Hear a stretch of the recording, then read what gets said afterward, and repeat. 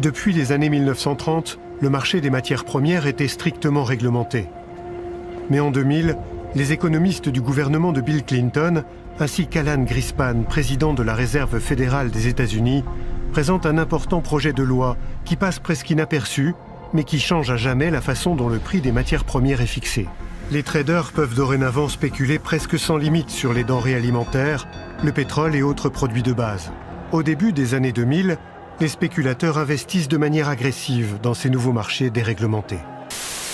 Le prix des matières premières ne cesse d'augmenter. Pourquoi ? Parce que la demande ne vient pas des consommateurs, mais des spéculateurs. Matières premières, denrées alimentaires, pétrole, métaux. Ces produits essentiels à notre survie sont devenus, au fil des années, des instruments financiers. Des joujoux pour les spéculateurs et les banquiers. Les spéculateurs ont fait gonfler le prix des denrées alimentaires, ce qui a déclenché le printemps arabe. Puis, afin d'anticiper une nouvelle perturbation de la production du pétrole due aux guerres civiles découlant de cet événement, ils ont fait flamber les prix du pétrole. Tout a commencé dans les grandes places financières occidentales. La spéculation sur les matières premières a provoqué un pic du prix des produits alimentaires, causant cette fois une des plus grandes crises migratoires qu'on ait connues en 200 ans. La crise des réfugiés bouleverse la politique en Europe.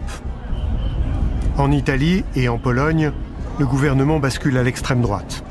Les Français n'en peuvent plus de l'immigration massive, légale et illégale.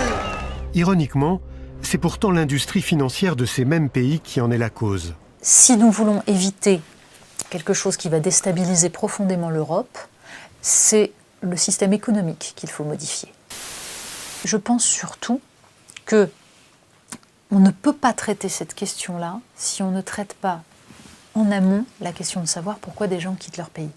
Tout départ est une souffrance. Oui, je crois profondément au droit à vivre et à travailler au pays.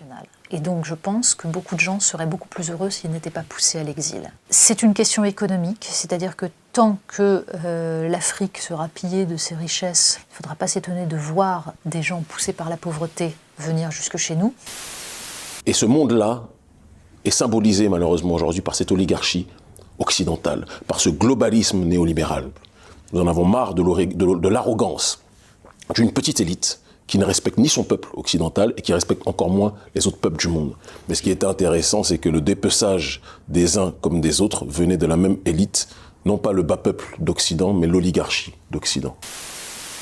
Toujours important de différencier le bas peuple, le prolétariat occidental qui n'a rien à voir avec ce qui se passe là, à qui on ne demande rien, qui lui-même a un traitement d'esclave de manière générale vis-à-vis de ces élites globalistes néolibérales, et de l'autre côté, cette élite dont je viens de parler,